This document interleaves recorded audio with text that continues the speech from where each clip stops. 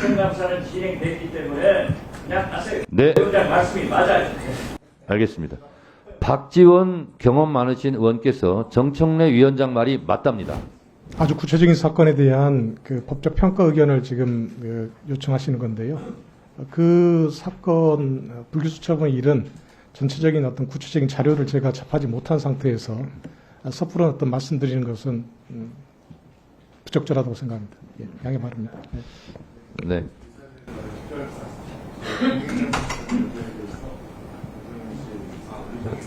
네, 잠깐만요. 제가 지금 서울지방법원장님 네. 답변과 연관돼서 위원장으로서 말씀드립니다. 이 법사위에 출석하는 우리 기관 증인들께서 대체적으로 답변을 수사 중이기 때문에 답변하는 것은 적절치 않습니다. 재판 중이기 때문에 답변 드린 것은 적절치 않습니다. 보통 지금까지는 이렇게 답변을 해왔습니다.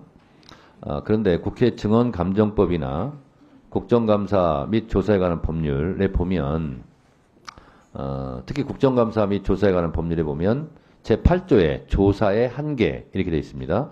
거기는 재판에 영향을 끼쳐서는 아니 된다 하는 취지로 있는데 국회법 해설에는 그러함에도 불구하고 국회의원의 의정활동, 정치적 책임 추궁에 관해서는 재판 중이라 하더라도 그것을 질문할 수 있고 답변해야 한다. 이렇게 국회법 해설이 되어 있습니다. 그래서 재판 중인 사건이라면서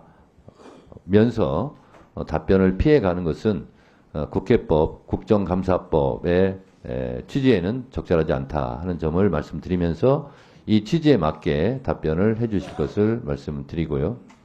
네. 어떤 거? 우리가 몇 차례 얘기해서 제가 정리된 거 아니에요?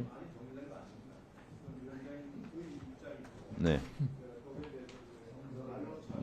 네, 한 말씀 또 하세요. 자, 들어보세요. 자, 위원장님 말씀하신 대로 국회법의 해설서에 보면 증언 감정에 관한 법률 또 거기 그 사조에 보면 증언과 관련돼서 분명히 직무상 비밀에 속한다는 이유로 증언이나 서류의 제출을 거부할 수 없다고 돼 있고 이와 관련돼서 질문에 국회법상에는 수사 중이거나 재판 중인 사안에 대해서 질문을 할 수 있다. 단 거기에 보면 진상규명 또는 정치적 입장 이런 거와 관련돼서 할 수는 있다고 되어 있습니다. 즉 이 법에 근거해서 재판 중이나 수사 중인 사건에 대해서 국회 차원에서 질문을 할 수 있다. 그러나 우리가 여기서 중요한 부분이 뭐냐면 국정감사법에 보면 8조에 조사의 한계가 나옵니다. 비록 그렇게 질문은 가능하지만 그 조사가 수사나 재판에 관여할 목적이 되어서는 안 된다고 하는 부분입니다. 그럼 이 기관 증인으로 오신 분들은 그에 관련돼서 이 사안이 내가 답변을 하면 이것이 수사나 재판에 관여할 목적이 될 수 있다고 판단한다면 그럼 거기에 맞게 답을 하실 수밖에 없게 되어 있습니다. 만일 중앙법원장이 방금 김용민 위원장께서 물어본 이런 구체적 사건에 대한 질문에 대해서 만일 재판부의 판단에 대한 판결문에 대해서 그것이 당부를 언급하는 순간 그 자체가 재판에 관여할 목적으로 이용될 수밖에 없는 겁니다. 그렇지 않겠어요? 그렇기 때문에 지금 위원장께서는 이 부분에 대해서 질문을 하면 반드시 답변을 해야 된다고 말씀을 하시나 실제로 그 한계로 인해서 우리 증인들은 그 부분에 대해서는 구체적 사안에 대해서는 답변을 해서는 안 된다고 하는 것이 지금까지 해석이었고 또 그것이 오랫동안 우리 법사위에서 법원, 검찰에서 나오신 기관 증인들이 답변한 내용입니다.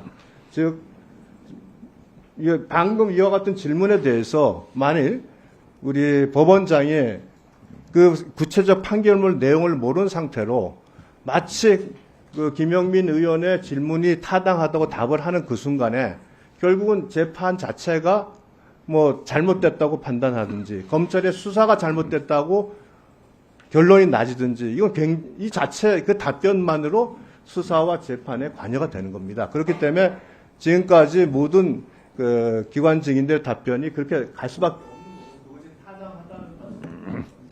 자, 그러니까 정리해서 말씀드리겠습니다.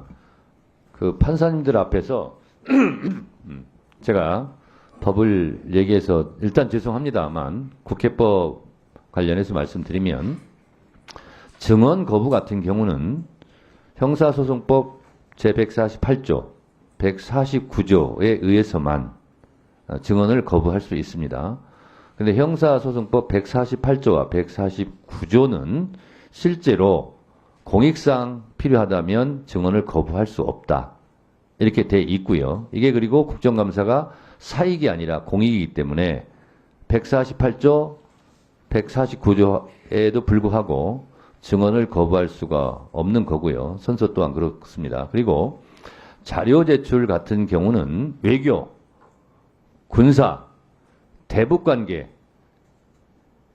이 관계가 외부로 공개될 경우 국익 침해가 명백하다고 판단될 경우 해당 부서의 장이 5일 이내에 소명한 경우만 자료 제출을 거부할 수 있습니다. 따라서 외교, 국방, 대북관계, 이 국가 안보에 관한 사항은 5일 전에 소명하지 않으면 제출을 해야 됩니다. 그리고 국회 국정감사법 조사의 한계가 있습니다. 그런데 그 조사의 한계에도 불구하고 제가 읽어드리겠습니다. 국정감사 및 조사에 관한 법률 제8조 감사 또는 조사의 한계에 대해서 말씀드리겠습니다. 이와 관련하여 재판이 진행 중인 사건에 대하여 국회가 국정감사 및 조사를 할 수 없는지가 문제가 될 수 있는데 입법 취지상 국회가 독자적인 진상규명, 정치적 책임 추궁, 의정자료 수집 등의 목적으로 적법한 절차에 따라 국정감사 및 조사를 진행한다면 같은 사건에 대하여 재판이 진행되고 있다고 하더라도 국정감사 및 조사의 대상이 될 수 있다. 이렇게 되어 있습니다. 국정감사 및 조사의 대상이 될 수 있다는 것은 국회의원들의 질문만 그러하다는 것이 아니라 답변까지 그러하다는 겁니다. 유상범 간사는 이것을 소극적으로 보수적으로 해석해서 국회의원들은 그래 질문권이 있다. 질문할 수 있다. 그러나 기관 증인들은 틀리다. 다르다. 이렇게 말씀하시는데 국정감사의 조사의 대상이 된다는 것은 조사의 대상이다는 것은 질문과 답변을 같이 포함하는 겁니다. 국정감사의 대상은 질문만 해당되는 건 아니지 않습니까? 그래서 답변까지 포함된다 하는 것이 국회법 해설이다라는 점을 말씀드립니다.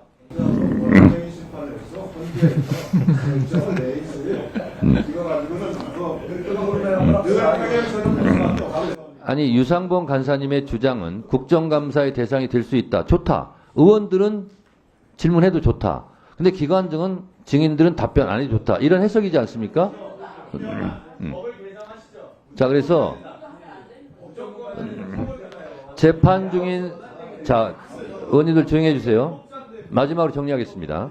재판 중인 사건이라 하더라도 국정감사의 대상이 될 수 있다라는 것은 국정감사의 대상이라면 질문과 답변을 다 포함하고 있다라고 해석하는 것이 진상 별도의 진상 규명이라고 되어 있어요. 사건 자체가 아니라 사건 자체는 질문할 수 없는 겁니다. 자, 정치적 책임 추궁도 할 수 있고요. 의정활동 수집도 되고요. 의정활동 대상이 될 수 있고 국정감사는 의정활동 대상이고 정치적 책임이고 진상규명 다 포함된다는 사실을 인지해 주시기 바라고 이런 유권 해석과 해석이 분분하기 때문에 글자로 써 있는 겁니다. 지금까지 그런 상태에서 네. 국정감사는 진행됐기 때문에 그냥 하세요. 네. 의원장 말씀이 맞아요. 알겠습니다. 박지원 경험 많으신 의원께서 정청래 위원장 말이 맞답니다. 그렇습니다. 김승원 간사님 의사진행 발언 하세요.